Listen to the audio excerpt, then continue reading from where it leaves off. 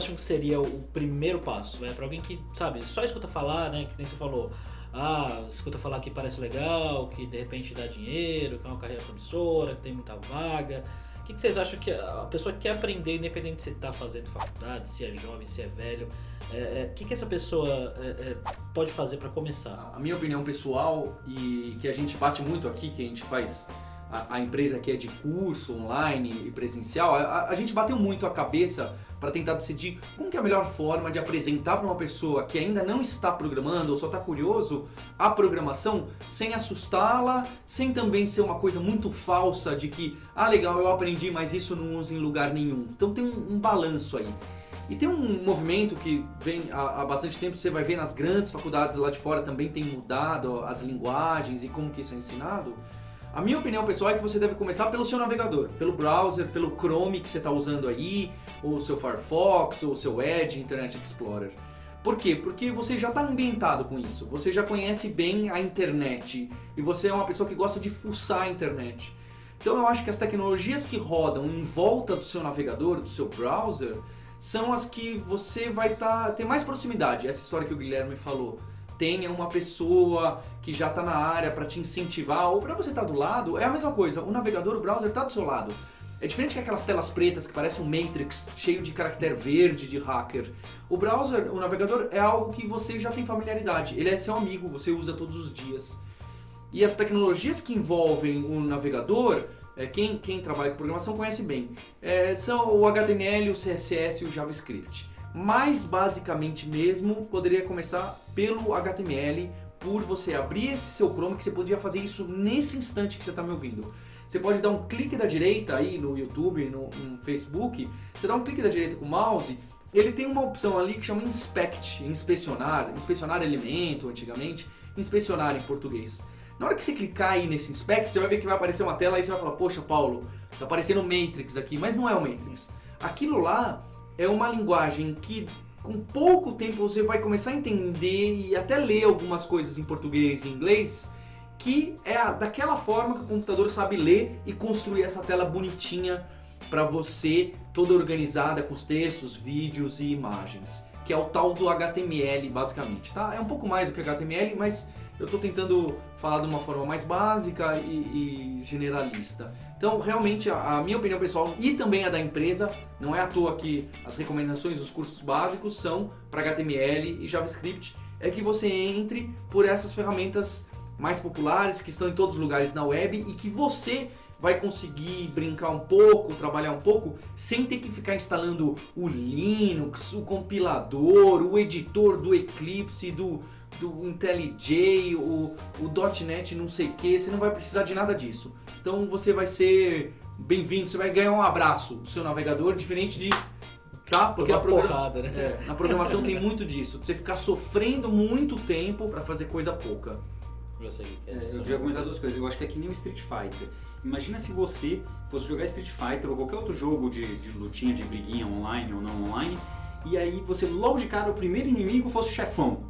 Cara, você não vai dar conta do chefão, né? Imagina que 1000 jogadores, sei lá, um desses jogadores vai conseguir detonar o chefão na primeira tentativa. Os outros 999 vão desistir do jogo, porque, cara, é difícil demais.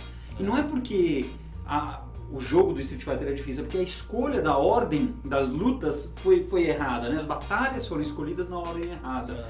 Então, essa escolha que foi uma escolha que o Paulo fez no passado de HTML, CSS, JavaScript, né? HTML, JavaScript que foi citado, é justo isso, é escolher as batalhas no campo onde a gente tem mais familiaridade, para que à medida que a gente vai se sentindo seguro, a gente vai enfrentando os desafios maiores. Eu acho que faz muito sentido. Uma coisa que a gente estava conversando na live de ontem com o Sérgio é que na época que eu fiz faculdade, eu logo no primeiro semestre tinha estrutura de dados em C, para quem está aprendendo lógica de programação ainda, né?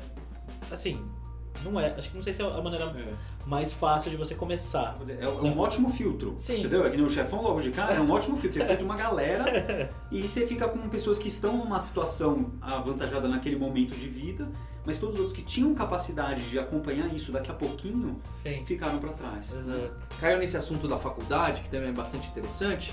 Eu gravei um podcast com o professor Carlos Ferreira, que é da USP, sobre faculdade de ciência da computação e sistemas de informação. E nessa discussão com esse professor, ele foi meu professor na faculdade, a gente colocou a questão de qual que é a primeira linguagem de programação, a primeira coisa que você aprende numa faculdade de computação, sistemas de informação, tecnólogo e essas várias outras. E aí eu pontuei que as grandes faculdades famosas dos Estados Unidos, tá certo? Stanford, o MIT, Harvard, eles tinham os cursos naquelas linguagens mais estranhas, né? Em Scheme, algumas em Java, o Lisp, né? No caso do Scheme. E se você for ver, muitas delas migraram recentemente para linguagens que é difícil eu falar mais simples, tá? Não é isso, mas que são mais amigáveis para coisas simples que você precisa fazer.